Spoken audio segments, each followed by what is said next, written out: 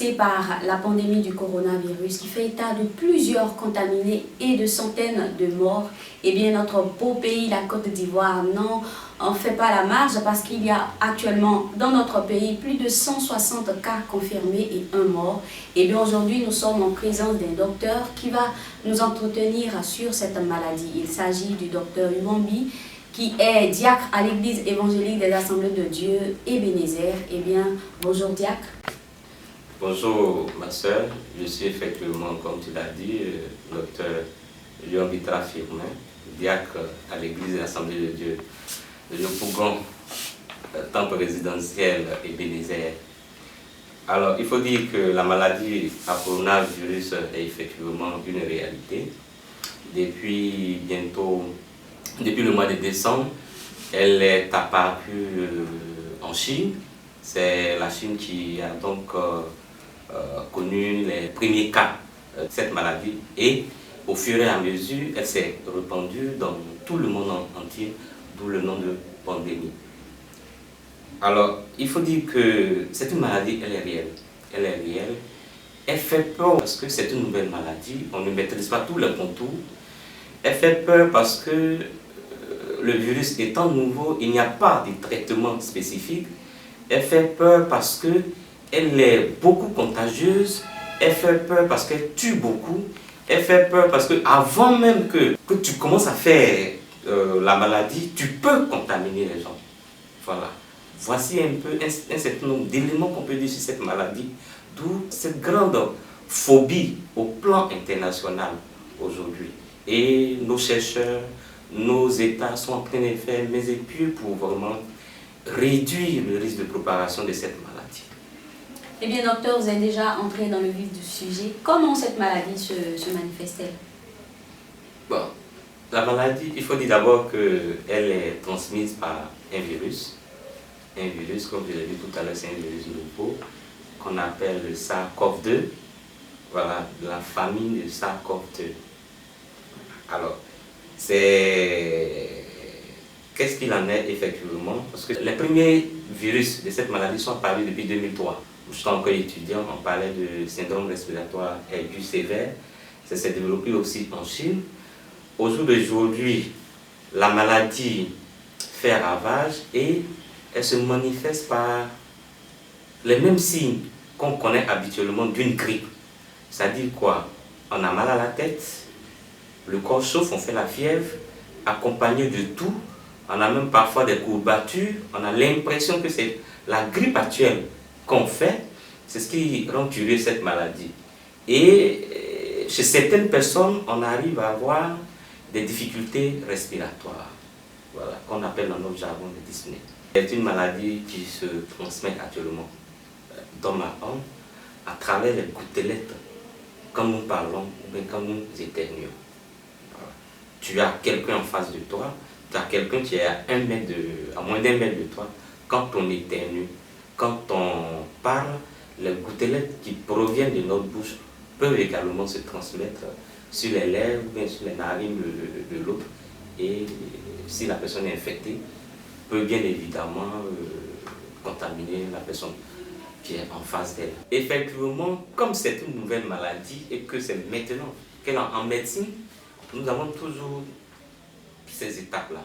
Alors la première étape, c'est comment faire pour ne pas avoir la maladie, d'où la prévention.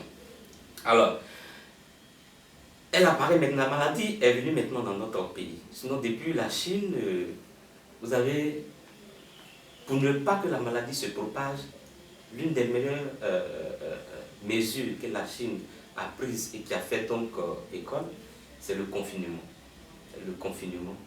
Comment faire pour que la zone infectée, les gens ne sortent pas de cette zone pour aller. On dit, vous regardez chaque fois la télévision chez nous ici, la maladie, c'est l'homme qui porte la maladie. Et l'homme se déplace avec la maladie pour aller transmettre à une autre personne.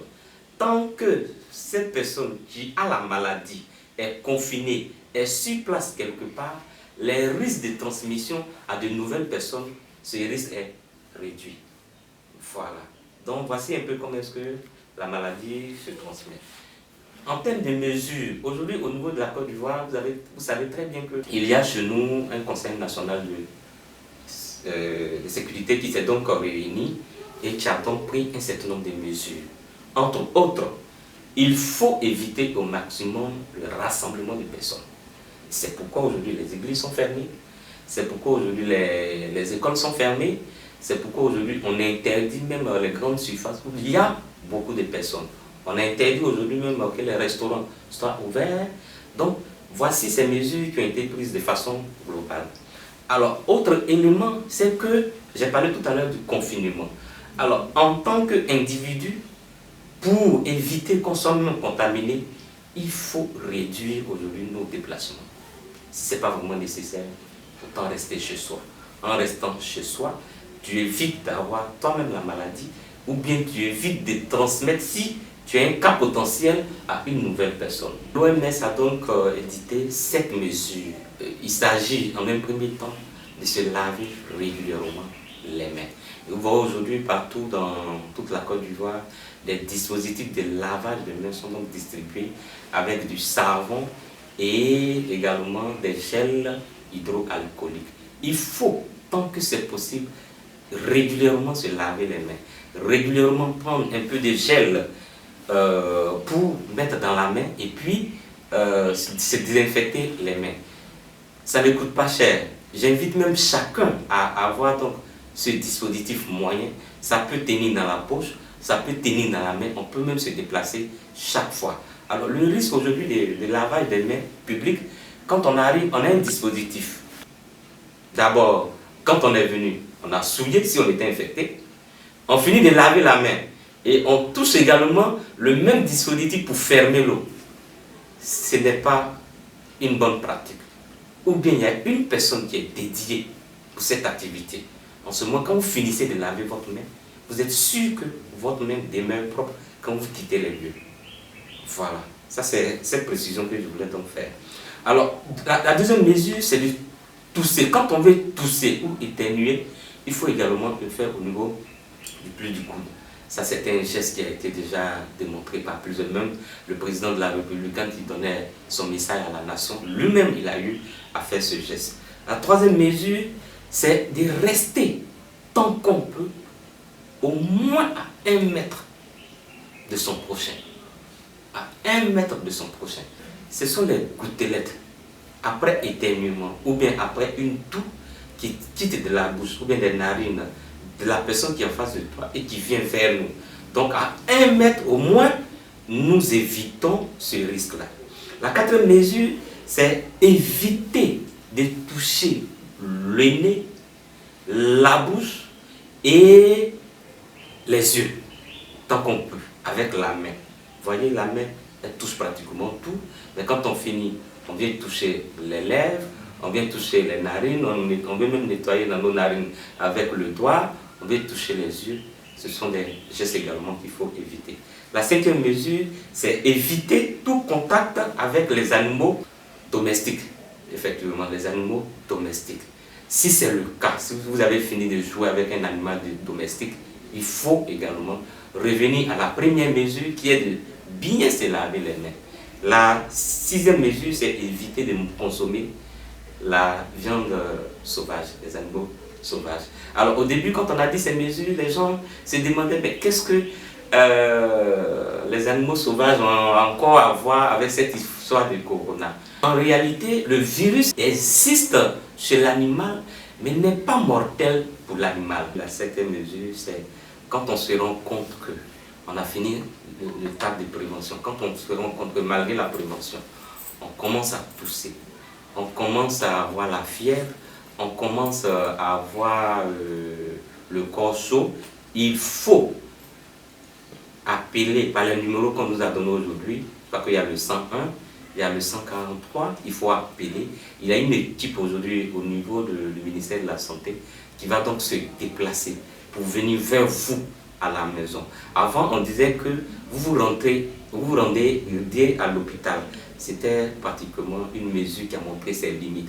Parce que si effectivement vous êtes infecté, vous partez à l'hôpital, vous rentrez en contact avec un médecin qui n'a pas pris peut-être des dispositions, ou bien vous pourrez rentrer en contact avec des personnes qui sont venues à l'hôpital pour toute autre maladie qui n'ont rien à voir, qui n'ont pas pris des mesures de prévention, vous risquez de transmettre la maladie à toute une chaîne, toutes les personnes que vous avez contactées jusqu'à l'hôpital.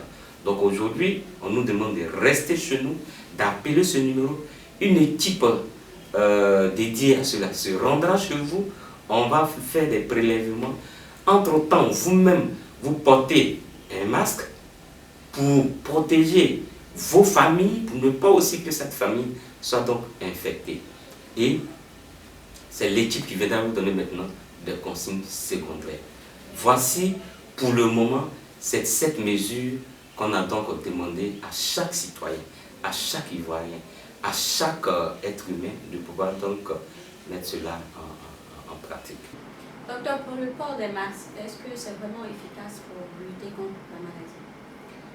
Bon, il faut dire que d'abord, ce qu'il faut savoir, c'est que le masque est d'abord primordial pour le personnel soignant qui sont en contact avec les malades ou ceux qui ont commencé à faire la fièvre et qui pensent qu'il y a eu un contact avec une personne infectés. C'est ceux-là d'abord qui sont obligés de porter les masques. Sinon, dans la rue, on n'est pas forcément obligé de porter les masques. Alors, quand on veut mieux aller à une autre étape, on porte les masques. Ça constitue peut-être une barrière physique.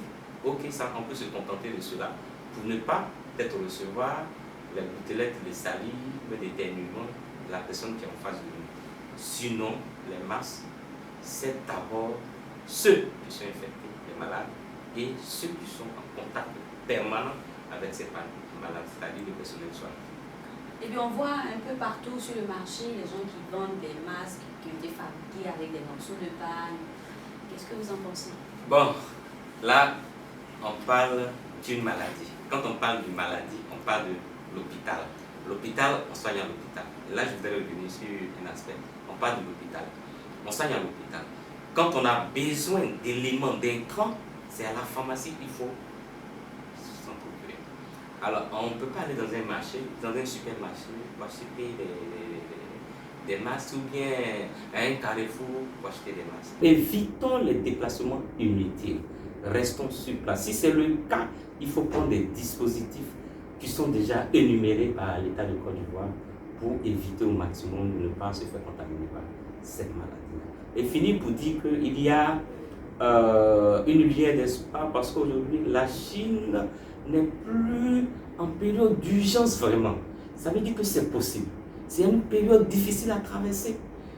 Mais après cette période difficile à traverser, il y a quand même une lueur d'espoir. Et nous, en tant que chrétiens, frères et sœurs, nous avons un Dieu puissant. Aujourd'hui, nous devons être heureux parce que les grandes puissances, la technologie a montré ses limites devant cette maladie. Les gens ont eu peur. L'Italie a demandé du secours. Pourtant, ils ont de grands médecins. La France a toute la technologie, ils ont demandé du secours. Aujourd'hui, même pour avoir même du matériel pour dépister, ça a été difficile. Ils sont obligés de demander du secours à la Chine, à d'autres puissances. Les États-Unis, tout le monde entier pleure aujourd'hui. Ces derniers temps, nous ne pouvons plus nous remettre à notre Seigneur Jésus-Christ. C'est pourquoi, au moment où nous n'arrivons pas à nous réunir, il est important que nous fléchissons les genoux, chez nous à la maison, pour intercéder, pour demander à notre Dieu d'intervenir afin que ce virus puisse disparaître sur la planète Terre. J'ai fini par la référence. Salomon a adressé une prière quand il faisait la dédicace du temple à l'Éternel. Dans 2 Chroniques 6, à partir du verset 30 jusqu'au 30, verset 28 jusqu'au 30, il a fait une prière à Dieu. Si vous voulez, je vais donc la lire. Il a dit: quand la famine, la peste, la ruine et la nielle, les sauterelles d'une espèce d'une autre seront dans le pays, quand l'ennemi assiégera ton peuple dans son pays, dans ses portes, quand il y aura des fléaux ou des maladies chronique. Si un homme, si tout ton peuple d'Israël fait entendre des prières et des supplications et que chacun reconnaisse sa plaie, sa douleur et étende les mains vers cette maison, exauce-le des cieux. Alléluia. Et Dieu va donc répondre dans 2 Chroniques chapitre 7, à partir du verset 13. Quand j'effeuillerai le ciel, quand il n'y aura point de pluie, quand j'ordonnerai aux sauterelles de consumer le pays, quand j'enverrai la peste parmi son peuple, si mon peuple, ce qui est invoqué mon nom, s'humilie, prie, cherche ma face, et s'il se détourne de ses mauvaises voies, je l'exaucerai des cieux, je lui pardonnerai son péché et je guérirai son pays. Bien aimé, ça veut dire que c'est encore possible. Cherchons la face de Dieu, continuons de prier, de demander sa miséricorde, de demander son secours. Dieu va intervenir, il interviendra. Et la pandémie que nous vivons actuellement sera donc rentrée dans l'histoire. On ne parlera de ça dans le passé. Que Dieu nous bénisse, que Dieu fortifie chacun de nous et qu'en ce temps qu'on puisse se réveiller dans la prière pour que nous puissions garder la flamme de la prière et notre intimité avec le Seigneur. Je vous remercie. Eh bien, le docteur, il a déjà tout dit. Notre Dieu est un Dieu fidèle, il est un Dieu qui guérit. C'est l'heure pour nous, chrétiens, de nous réveiller, de prier pour intercéder en faveur de notre pays, afin que cette maladie, cette pandémie ne soit pas meurtrière dans ce beau pays que nous avons, la Côte d'Ivoire.